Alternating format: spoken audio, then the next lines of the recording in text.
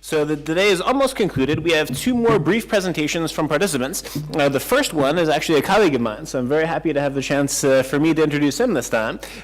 Someone who I think can really assist us in better understanding many components also of the conference theme. Mr. Rudolf Šulík initially studied international relations at the Matej Bel University in Slovakia, and then the Fatih University of Istanbul.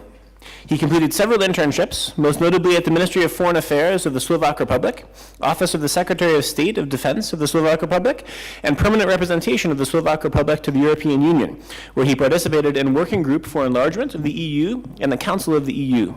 He took part in the National Convention on the EU and various international conferences, published several scientific articles, specializes in EU foreign policy and EU relations with Turkey and Serbia. He's currently a PhD candidate of international relations at Matej Bel University and coordinator of the ICD Africa and Mediterranean program. The topic of his lecture today is mediation capacity of Turkey as a regional power. Please join me in a very, very warm welcome for Rudolf Šulík. Thank you. Okay.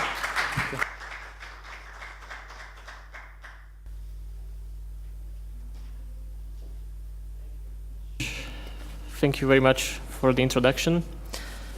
Dear former Mr. Minister of Foreign Affairs, dear distinguished guests, ladies and gentlemen. First of all, I would like to say that it is my honor and pleasure to be here with you today. And I would like also to express my gratitude to the organizers and also to all people who participated at preparing this conference, even those who are not here today.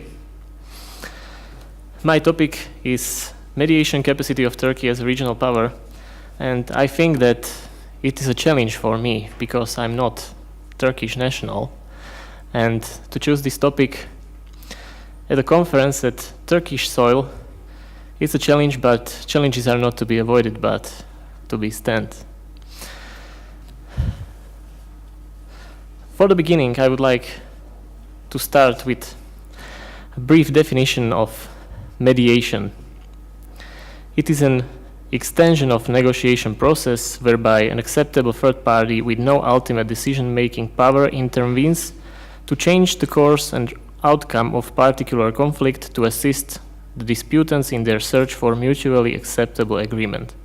Of course, there are many definitions, but I wanted to pick just one. What is important in the definition? The third party actually is or should be and has to be acceptable for the other parties. It means that the mediation is voluntarily. It means nobody can be obliged to be a subject to mediation, and especially to a third party which doesn't really have some special characteristics which make it suitable for mediation. These general characteristics are, and I'm referring not to persons, but to a state, maybe as kind of unitary actor. These characteristics are trust, respect, impartiality, and or leverage. To make it short, no one would like to have someone as a mediator who he doesn't trust, because of course it would mean that you would become subject to mediation of a party which will not provide anything or any benefits for you. Respect, of course, it's almost obvious.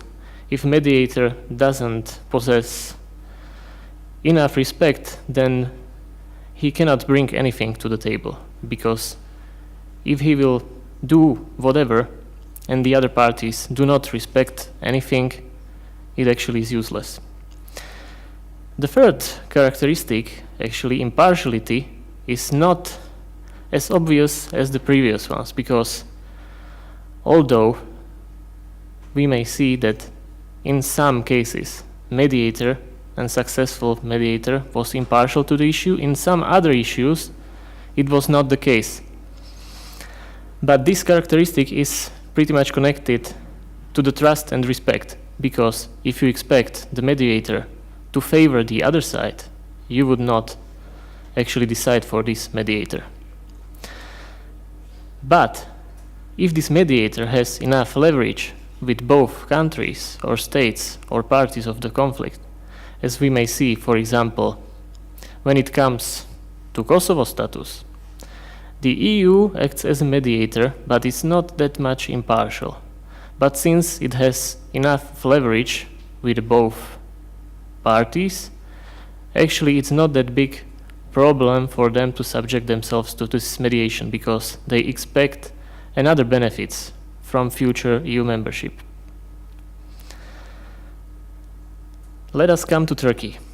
Why Turkey actually is a suitable mediator for regional conflicts?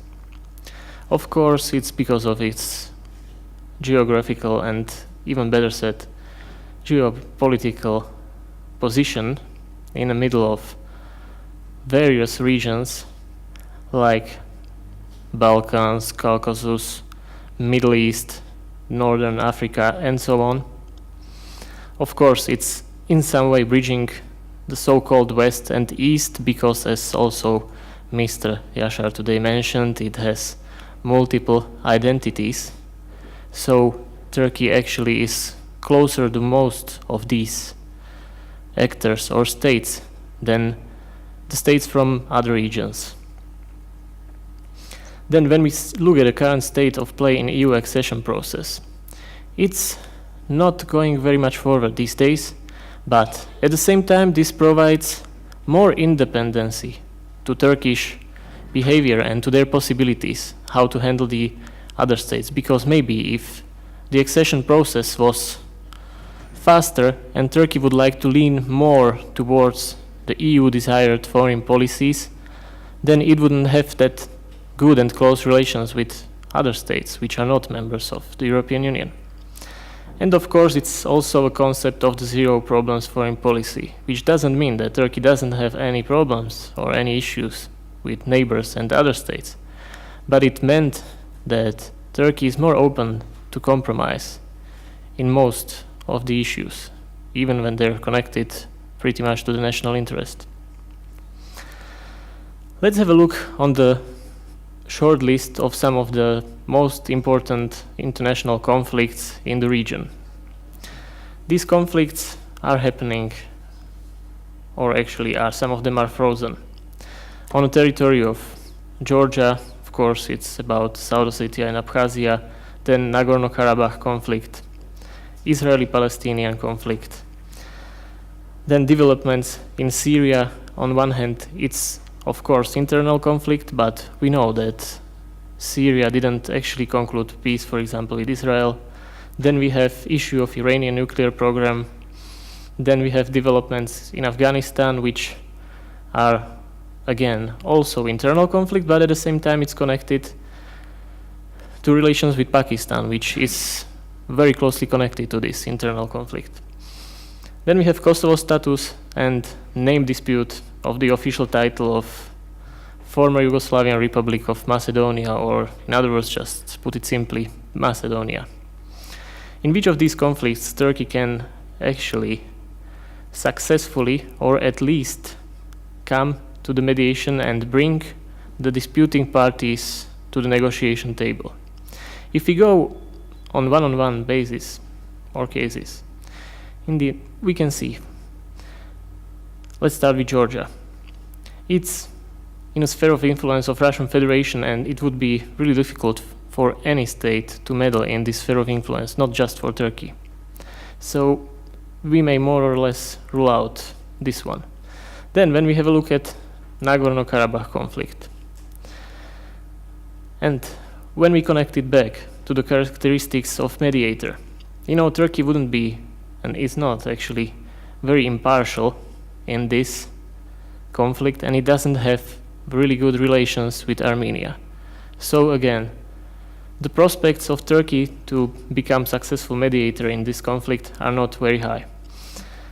Then when we look at Israeli-Palestinian conflict or any Israeli-Arabic conflict, again, in last years, Turkey lost somehow the trust of Israel. There was Davos Economic Forum, then and other things, Gaza fleet, and so on, dealing with Turkish ambassador in Israel. So now actually maybe the relations are somehow improving, but slowly. So of course it's not impossible that in few years position of Turkey would not be, or relations with Israel, as maybe not as good as before, but much better. But now it doesn't really seem to have very good prospects for mediation of any of these conflicts. Then, when we look at Kosovo status, actually there is another key player which I mentioned, is the EU, which has very good leverage on both main disputants. So it is Kosovo and Serbia, and actually EU is more or less by herself acting in a way Turkey would also favor. So this time the role of mediator can be left to EU, which has better leverage and at the same time also is not in this case moving that much against the interests of Turkey. And when we look at the name dispute and Macedonia, of course one of the parties is Greece, and Greece maybe doesn't again trust Turkey as much as to allow Turkey to become a mediator. Actually, Greece almost never admits anyone a chance to become mediator and tries very directly to solve or maybe freeze the conflicts. And now we are left with Syria, Iranian nuclear program, and Afghanistan. And I would like to examine these particular cases a little bit more. When we look at Syria, in past there was mediation provided by Turkey between Syria and Israel, and also not just Israel, but also Iraq. The trust between these two, Turkey and Syria, it took time to build this trust because in past there were also significant disputes as territorial disputes of Hatay province, or in other words, Sanjak of Alexandretta. Then the use of water from the river of Euphrates and building dams in Turkey. Syria wasn't that happy with slow or not enough inflow of water. And at the same time, there was a problem with PKK, since a lot of Kurdish population is living on the borders of these two countries. So Turkey accused, and maybe also rightfully accused, Syria of helping or providing assistance to PKK bases on Syrian soil, and as well sheltering Mr. Öcalan. But when it came to really harsh times in 1998, there was a turning point, and after this, almost to these times, relations between Syria and Turkey became much, much better. PKK case was more or less solved. Then in few years, Turkey actually refused to take part at the intervention in Iraq. Then there were numerous high-level visits between the highest officials from Turkey in Syria, and the other way, the free trade area was established. There were again numerous treaties on mutual understandings, and mutual trade raised by hundreds of %. But in the end, when the relations with Syria were excellent, it came to the point where Turkey lost the trust of Israel. After loss of trust in Israel, there were developments in Syria. These internal developments which not only changed the landscape of Syria, but again are very, very directly connected to Turkey. Because of the refugees, because of the characteristics of the population which lives on borders between Syria and Turkey, of course, is not really very happy with these refugees, and is not really very happy that maybe some of them will be members of PKK, and they may again unleash or even worsen the situation, which is not that good when it comes to this issue.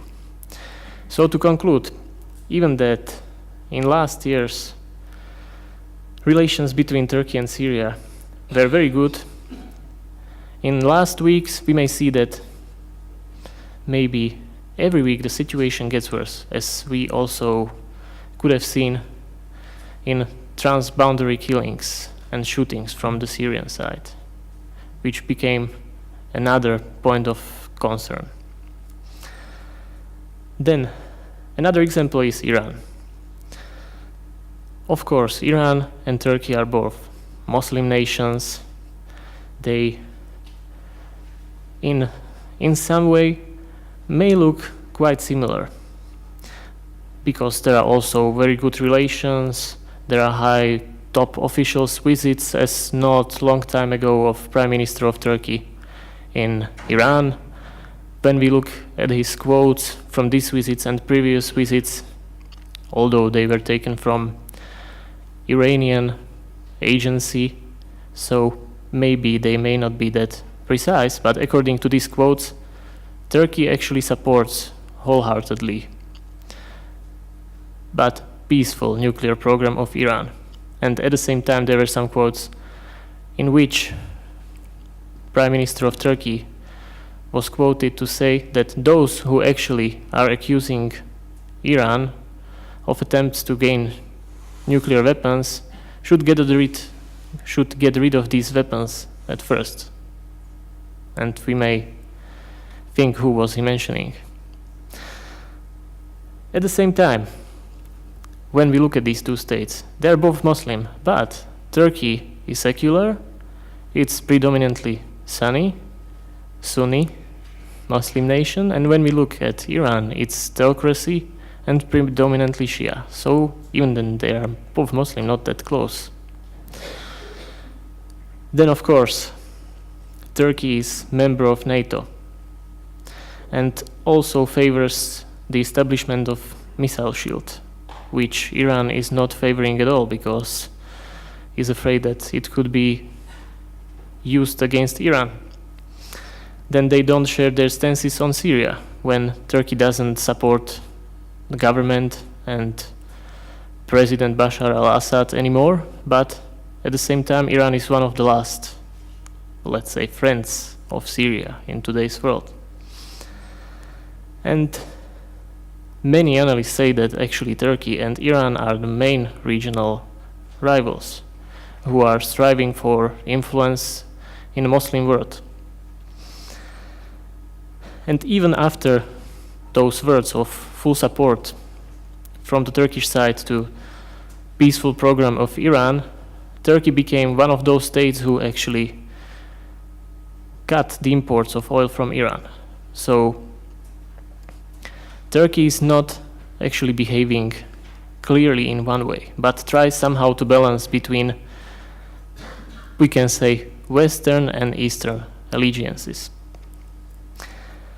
And after these developments, there were some voices from Iran that actually the peace talks which were to be held, or at the beginning, the Iranian officials said that the best place for these talks would be Istanbul, that maybe Istanbul is not really the best place, maybe it would be Iraq or China or some other place. And the role of Turkey in this process of reconciliation was in question. But in the end, Iran also decided to start these talks in Turkey, and as we may conclude now, these days after these talks, it looks like that although there were no clear or very big steps to reconciliation, actually all parties referred to these talks as fruitful and encouraging.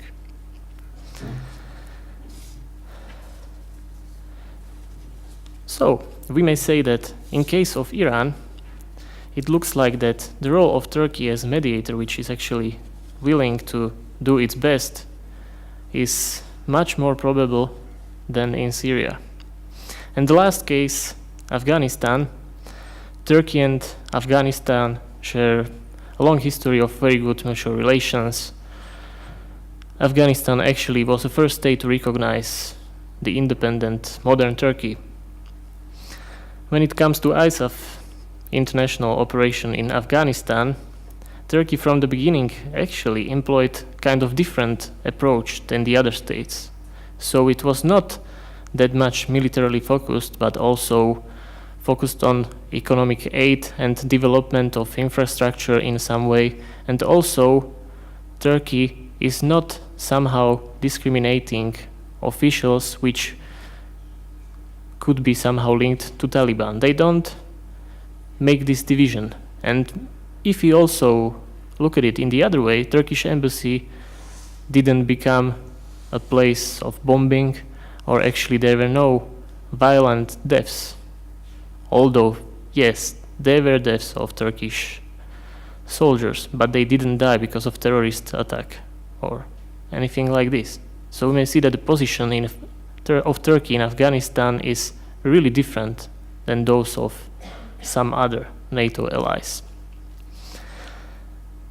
And as I mentioned, the main security threat in Afghanistan comes across the border, or at least is supposed to come across the borders from Pakistan. And since Turkey has also good relations with Pakistan, it was able to make mediation rounds between and trilateral talks between Afghanistani and Pakistani officials, which didn't solve all the problems and the issues today, but they actually were very, not just encouraging, but brought particular results.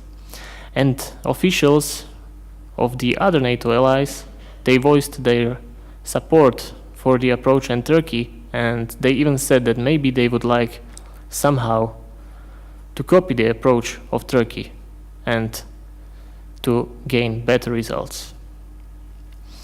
So as to conclude, Turkey poses really good characteristics and preconditions to be a mediator in general, but at the same time, when we have a look at the list of the conflicts in the region, in particular cases, in majority of these cases, from various reasons, Turkey cannot actually undertake this role as mediator, or is not very probable to be successful in this way. And when we look at 3 cases which are really important for Turkey, we see that the case which is the closest to Turkey on its borders, on her borders, Syria, is actually right now it's out of question for a process of mediation. Maybe if there would be a change in the government and the opposition would come to the government, then the relations again will be really excellent, but maybe it doesn't look like, again, very probable.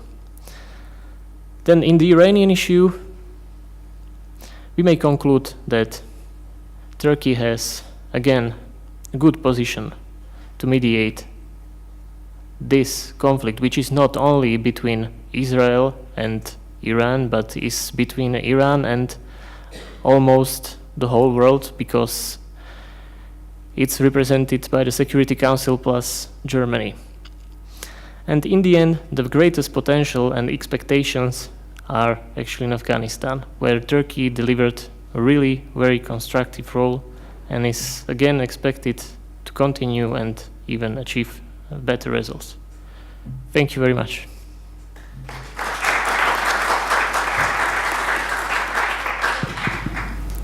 Carsten Paludan-Müller from the Norwegian Institute for Cultural and Heritage Research. Thank you very much for your survey of Turkish position as a mediator. I was just wondering about what has earlier been termed the elephant in the room, Israel. As far as I've understood, the reason for the let's say breakdown of the understanding between Israel and Turkey was probably that Turkey discovered that Israel did not sort of have confidence in Turkey, but went on its own without informing the Turkish government about its intention to go to conflict in Gaza.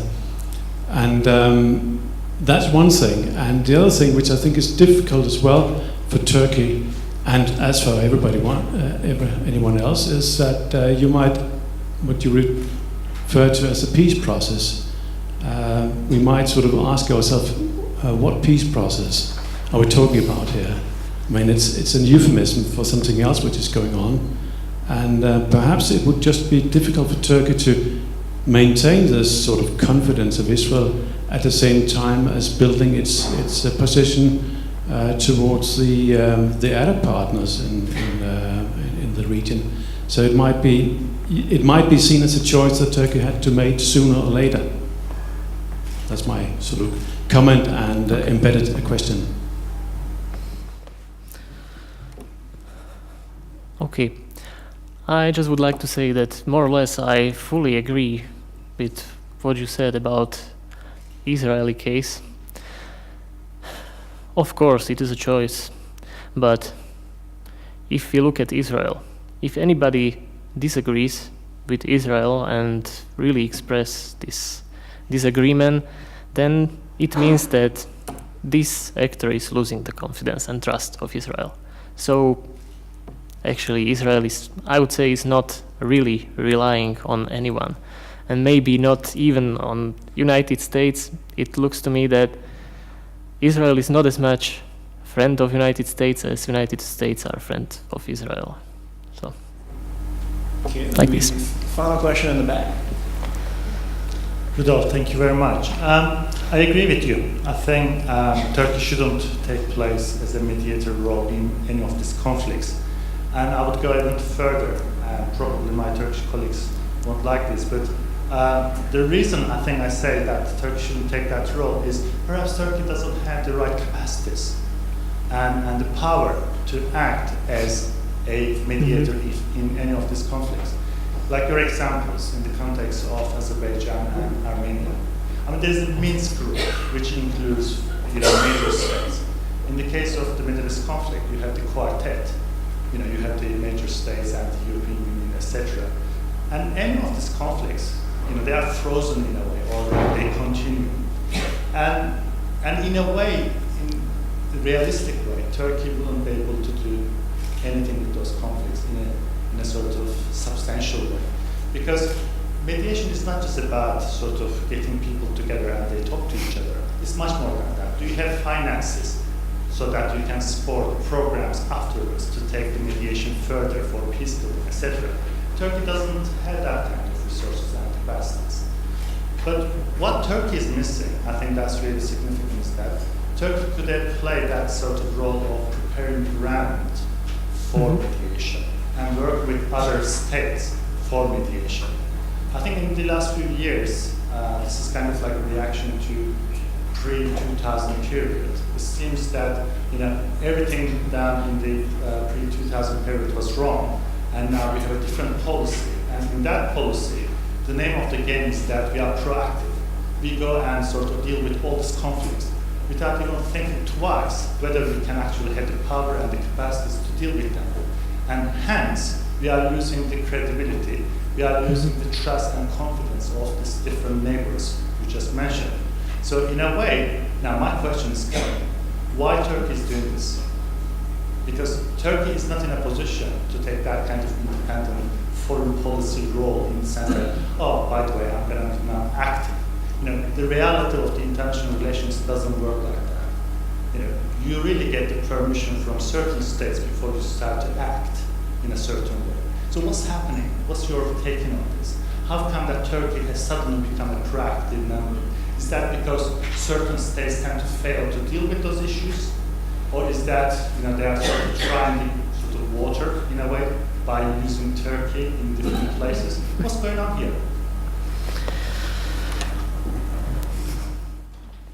Okay, I think that, as you said, in the end, Turkey doesn't really possess necessary capacities to be really successful, not just to bring people together and talk, but to get some substantial results. But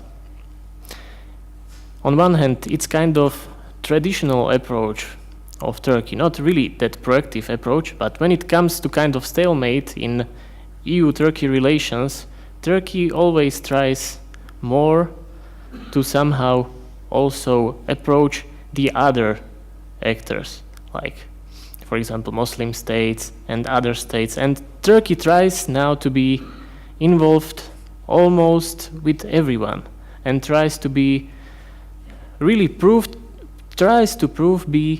really friendly with everyone and tries to gain, maybe, you said that it's actually in the end losing credibility, but at the first stages of the attempts, it should somehow boost the prestige of Turkey on the international level, that Turkey really tries and is doing the best. And in the end, as you mentioned, that it will not really be Turkey. Turkey will be maybe preparing the ground. It's actually the case with Iran, I think, because the talks happened in Turkey, but Turkey actually didn't provide mediation. We can call it good services. Yes, so provide anything which is actually necessary, provide the space, provide some services and so on, and it's also kind of contribution. So it depends how you look at it. If this loss of credibility is too big and too high, or it's the other way, that Turkey tries to get some prestige, to be more proactive. I would say maybe more than ever in Turkish history of republic. Maybe I'm wrong, that I'm not as familiar, but according to my knowledge, I think Turkey really is maybe diplomatically more active than ever these days. Ladies and gentlemen, please join me in expressing our gratitude for Mr. Rudolf Šulík. Thank you very, very much. Thank you very much.